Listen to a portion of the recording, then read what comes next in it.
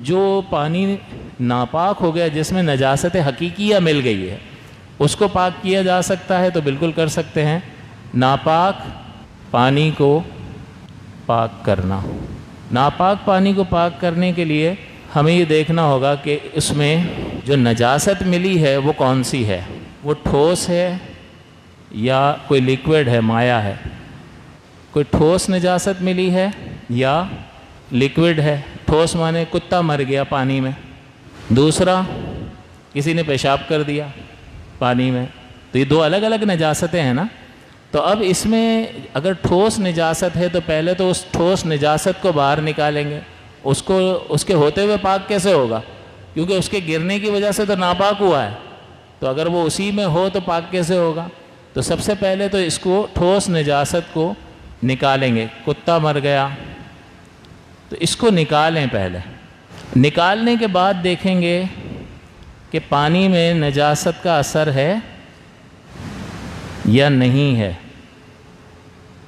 اس کی بو وغیرہ آ گئی، اس کے جسم کے اعضاء کے، کتا مر گیا تھا اور پھٹ گیا پھول کر، اور اس کے جسم کے اعضاء اس میں پانی میں مل گئے، پانی بدبو والا ہو گیا، یا اس کے اجزاء جو ہے چھوٹے چھوٹے تیرتے ہوئے نظر آ رہے ہیں، تو آپ نے کتا تو نکال لیا لیکن وہ اس کا اثر موجود ہے، اثر رنگ، بو، ذائقہ یا ذرات نجاست کے، تو اگر وہ موجود ہیں تو جب تک اثر ختم نہیں کریں گے پاک نہیں ہوگا۔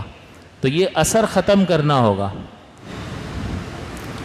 اثر ختم کرنا ہوگا، یعنی اس میں اتنا پانی ڈالیں، اس کو جاری کریں کہ ایک طرف سے پانی آئے اور دوسری طرف سے بہتا چلا جائے، کہ یہ نجاست جو ہے وہ بہہ جائے اور پانی سے جو بو ہے پانی میں یا نجاست کی جو رنگت ہے وہ نجاست کا اثر بالکل ختم ہو جائے تو وہ پاک ہو جائے گا۔ تو اگر پانی میں نجاست ملی ہے، ٹھوس نجاست ہے، تو پہلے اس کو نکالیں اور پھر پانی کو دیکھیں کہ نجاست کا اس میں اثر ہے یا نہیں ہے۔ تو نجاست کا اگر اثر ہے تو جب تک نجاست کا اثر ختم نہیں ہے کریں گے پاکی کا حکم نہیں ہوگا، لہٰذا اس میں اتنا پانی ڈال کے بہانا ہوگا کہ نجاست کی پھر تھوڑا تھوڑا بہاتے چلے جائیں اور پھر چکھ کے دیکھیں، سونگھ کر دیکھیں۔ جب تک یہ اثرات ہوں گے تب تک وہ ناپاک ہوگا، اور جیسے یہ اثر ختم ہو جائے گا تو پاک ہو جائے گا۔ دوسرا ہے کہ آپ نے مرا ہوا کتا نکال لیا، اس کا کوئی اثر نہیں ہے پانی میں، نہ پانی کا ذائقہ بدلا ہے، نہ اس کی رنگت میں کوئی تبدیلی آئی ہے، تو بس اس کو تھوڑا سا بہا دیں، جاری کر دیں اس کو، کہ ایک طرف سے پانی ڈالیں اور دوسری طرف سے بہہ کر چلا جائے تو وہ پاک ہو جائے گا۔ تو یہاں پر کیا کنڈیشن تھی؟ دونوں جگہ پہ اس کتے کو تو نکال دیا، پھر اثر تھا تو اتنا پانی بہایا کہ اثر بھی ختم ہو جائے، اور اگر اثر نہیں تھا، کتا گر گیا اس کو نکال دیا لیکن پانی پہ اتنا کوئی خاص فرق نہیں پڑا، تو اب پانی کو جاری کر دیں گے تو پاک ہو جائے گا۔ یہ ٹھہرے ہوئے پانی کی میں بات کر رہا ہوں، قلیل پانی کی۔ دوسرا نجاست کے یعنی پانی جو ٹھہرا ہوا قلیل پانی ہے، جو 10 بائی 10 کے جگہ سے کم میں ہے، اس کو ٹھہرا ہوا قلیل پانی کہتے ہیں۔ اس میں کسی نے پیشاب کر دیا تو نجاست ملتے ہی جو ہے وہ ناپاک ہو جائے گا۔ جب ناپاک ہو گیا تو اب یہ پاک کیسے کریں؟ تو یہ ٹھوس تو ہے نہیں، کوئی چیز گری تو نہیں ہے کہ اس کو نکال لیں، تو اس کا تو ضرورت نہیں ہے۔ اب یہ جو پیشاب کیا ہے اس کا اثر ہے یا نہیں ہے؟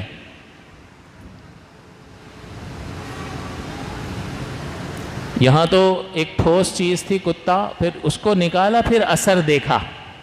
یہاں نکالنے والی کوئی چیز ہے نہیں، پیشاب کر دیا، وہ مکس ہو گیا، اس کو کیسے نکالیں گے؟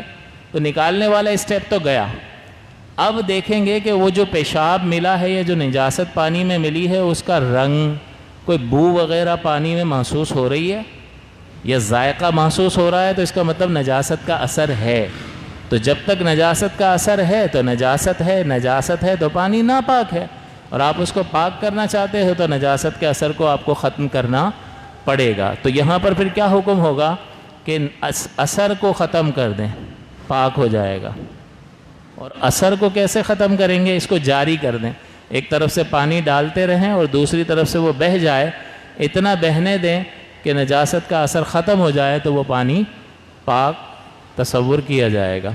پھر اگلا ہے کہ پانی میں پیشاب کر دیا یا کوئی نجاست مل گئی ہے اور اس کا کوئی اثر بھی نہیں ہے، تو یہ اس کو بس صرف جاری کر دیں تھوڑا سا، زیادہ بہانے کی بھی ضرورت نہیں، تھوڑا سا نکلے گا بہہ جائے گا، پانی پاک ہو جائے گا، کیونکہ یہاں اثر ہے ہی نہیں کہ ہم اثر کے ختم ہونے کا انتظار کریں اور اتنی دیر تک پانی بہاتے رہیں۔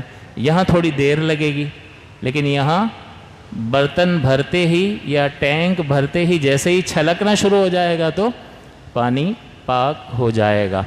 تو یہ دو جو پانی ہوتے ہیں، ایک جو وضو اور غسل کے قابل نہ رہا مستعمل، اس کو پاک کرنے کا کیا طریقہ ہے؟ اس میں اس سے زیادہ اور پانی ملا دو تو وضو غسل کے قابل ہو جائے گا، یا اس کو جاری کر دو، اتنا پانی ڈالو کہ تھوڑا سا بہنے لگ جائے، تب بھی وہ وضو غسل کے قابل ہو جائے گا۔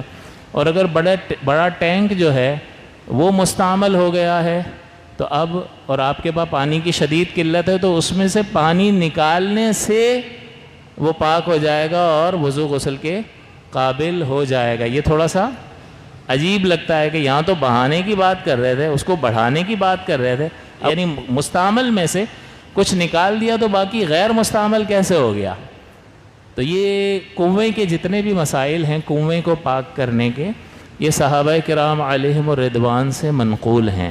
تو صحابہ کرام جب بھی کنویں میں کوئی نجاست مل جاتی تھی تو وہ 20 ڈول 40 ڈول اس طرح سے نکال کے بہا دیتے تھے تو وہ پاک متصور ہوتا تھا۔ تو صحابہ کا عمل ہمارے لیے حجت اور دلیل ہے۔ تو چونکہ یہاں پر پانی کی کمی کی وجہ سے ہم وہ بہانے والا ذریعہ اختیار نہیں کر سکتے ہیں، لہٰذا وہ کنویں کو پاک کرنے کا طریقہ جو صحابہ کرام علیہم الرضوان سے نقل کیا گیا ہے، ہم اس پر عمل کرتے ہوئے اس میں سے 20 ڈول نکال لیں گے تو اب جتنا بچا ہے وہ وضو اور غسل کے قابل ہو جائے گا۔ تو اب یہ دو طرح کے پانی، کہ ایک پانی مستعمل تھا اور